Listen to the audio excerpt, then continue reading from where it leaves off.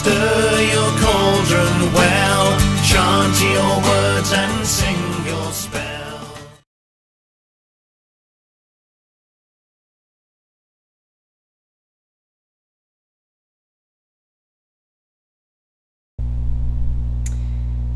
Hello there, Broom Riders. Greetings and blessed be. My name is Natalie. I am the host of Purple Broom Apothocary Presents, and I'm here today to share some witchy wisdom with you.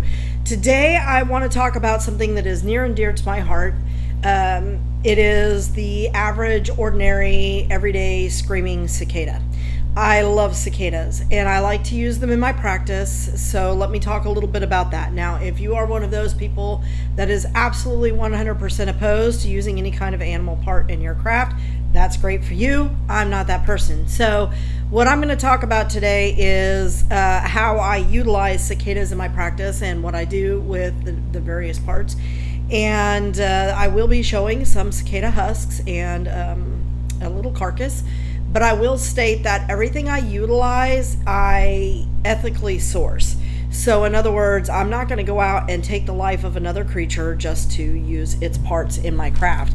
It will be something that I consider a gift from the goddess herself when I come across something I feel I can use in my practice. So that goes for anything that I use, including crystals.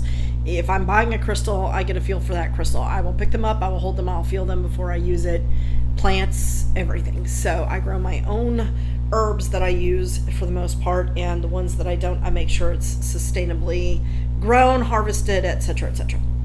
There's my disclaimer for that. So what I'm going to talk about is the way that I utilize cicadas in my magical practice. So there are two ways in which I utilize cicadas primarily, and two different things that I use them for.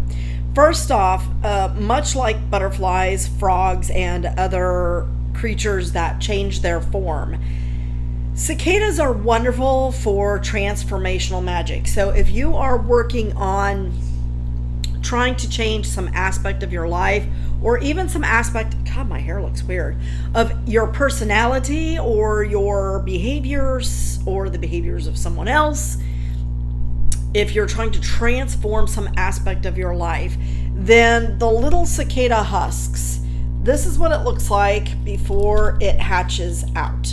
And you will see them climb up. You can see this one's been bursted out because they do emerge out into something different. But these little husks, you can find them left behind in lots of places. They'll be on the ground. They'll be stuck to the side of a building. They'll be just about anywhere where you can think that these little suckers might climb up to emerge themselves out.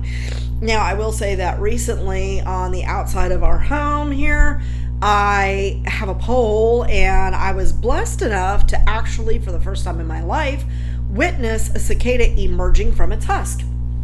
And so I brought that husk in. This one happens to be that husk, although I have more here. And the reason that I use these little spiny little guys is because, again, they're very transformational. So what I like about these is they're very dry when they come out of them, and so they grind down very easily. So you do want to watch and make sure that there's not other ants or other insects that may, come in and clear away the debris, so to speak, in there. So what I like to do is harvest them almost like I do with herbs, put them like in a drying basket and let them sit for a few minutes to let anybody that needs to depart politely. So that's the husk. And what I do with those is sometimes I'll just use the whole husk and I'll make that like the center of the thing, or I'll take several of them and grind them up to make a powder, and I'll use it as a candle dressing. I'll put it into a spell bag or a spell jar. I can mix it with dirt of some type, and I've done videos on different types of dirt, so you can look that up and kind of draw from that. So you can grind them up into a powder, you can use them whole. Either way, I found it tends to be effective.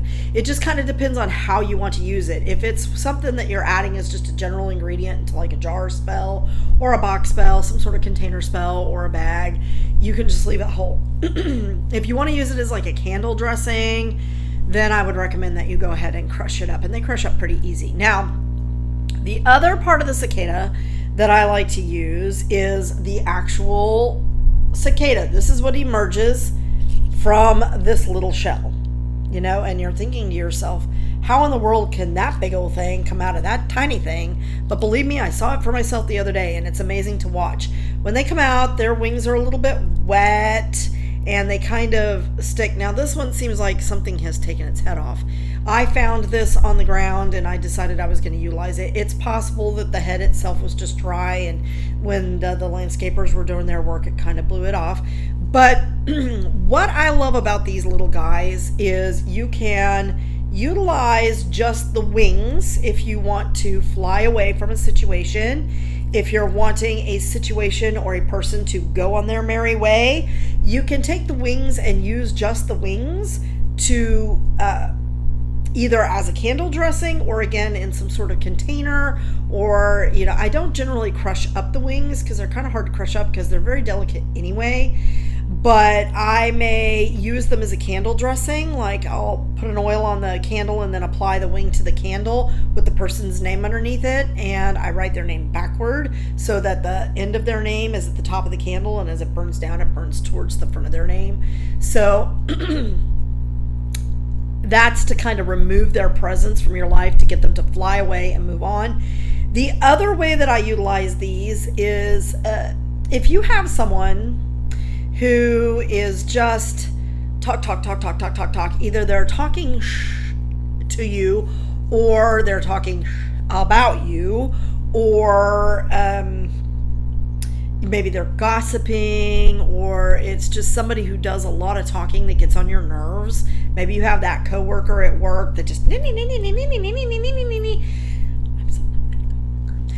this is a good way to get them to or to make their words not as heard. Because if you know anything about these happy little suckers, they are super loud. People make jokes about them, but they really can get up into a very high decibel level. For those of you that don't know, I am a speech language pathologist. I deal with speech and sound all day long, all day, in and out. It's what I do. I'm a speech path and a woman. I talk for a living.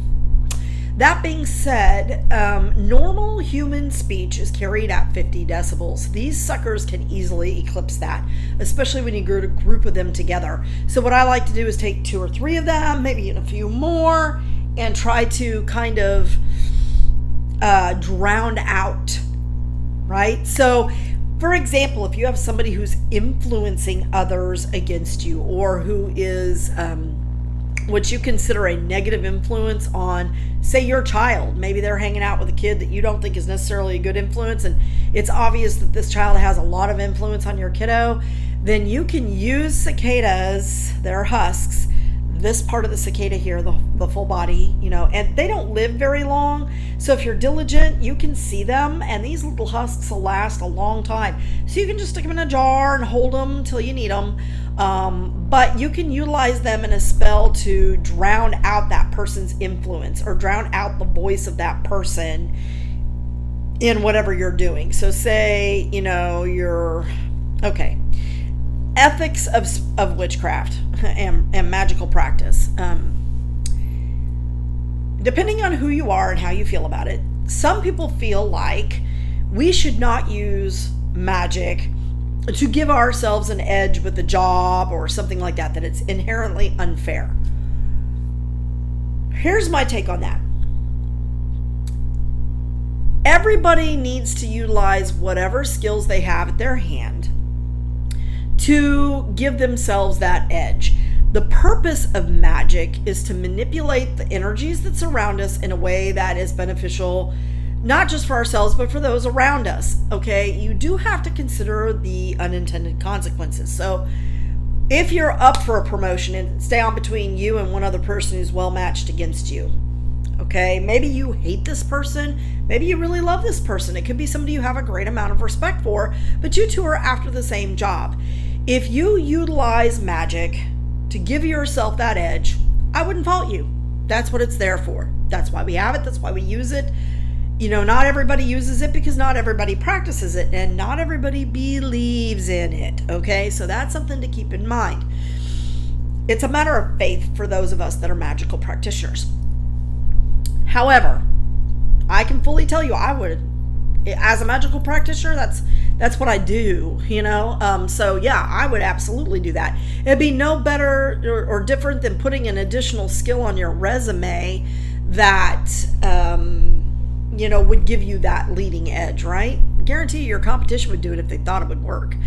And they may even do it without realizing it, because here's the thing, a lot of people will carry like a good luck charm. Oh, that's my lucky coin. Or, oh, I carry this cross to help give me faith. Well, honey, it's no different. It's a talisman. It does the same thing, right? So do it. That's my short spiel on that. That being said, do bear in mind that you want to be aware of the consequences. I mean, it could come down to maybe you don't necessarily need this promotion. You just kind of want it because you're tired of where you are. But you have other opportunities elsewhere that you could take advantage of. So like maybe you have an offer for another job that's a similar position with better pay, and you could take that job instead and let this person have that position. Okay. Bear in mind too that that person might have a need for that position. They might really need that position to get them out of a specific financial situation, to help them buy a house so that their kids have a stable place to grow up and go to school. So you want to kind of get to know your competition if you can, and get to know those background things so that you're not bringing some undue harm that you wouldn't otherwise wish on the person. That being said, your ethics are your ethics, baby cakes, and you do you, because who am I to tell you what to do in your practice? Okay, I'm not here for that. I'm just stating my personal ethics. I try to take into consideration and bring the least amount of undue harm. Okay, if you ever want to know unintended consequences of your craft, just go watch The Craft. You'll know exactly what I'm talking about when you get to that scene. Okay, so again, you can remove the wings and keep the body and use the body for that loudness noise, because again, some of that's made by things on the body. You can use the wings to send someone away, to send a thought away, to heal yourself in some ways. Maybe there's something about you or some situation that you can't get past, and you want to fly above that. You can utilize cicada wings for that purpose to help you get it, or use the whole cicada and focus on utilizing the wings to fly away from, have the situation fly away from, or to fly above the situation, while the loudness drowns out your intrusive thoughts, because I'm one of those people that gets lots of intrusive thoughts. I try to set certain things that have happened aside, and I try to be forgiving and loving and bear in mind my own responsibility in whatever situation was created, because we all bear a responsibility to an extent. But those intrusive thoughts and doubts get into my head, and I find that cicadas are excellent for drowning that kind of voice out as well. So it's not just somebody else's voice. It could be the voice in your own head if you want to set that aside. So that is something to keep in mind. That's how I utilize these beautiful little creatures. I absolutely love the sound of their music. To me, it heralds the beginning of summer, which means that I am just one hellishly hot season away from my favorite time of the year, which is fall. So they herald the beginning of that for me, and I think that they're beautiful creatures. And when you get an up-close look at one, you see how delicate they really are. You see how delicate their wings really are, and yet how sturdy they are. So quiet strength is another good use for this beautiful little creature. They have these beautiful little designs on their shells. I don't know how well y'all are going to be able to see. It almost looks like a face looking at you, doesn't it? Woo! But they are really, really remarkable creatures, and I just adore them. So there's my spiel on how I use cicadas in my practice. I hope that this serves you well. Take it and make it your own, and blessed be.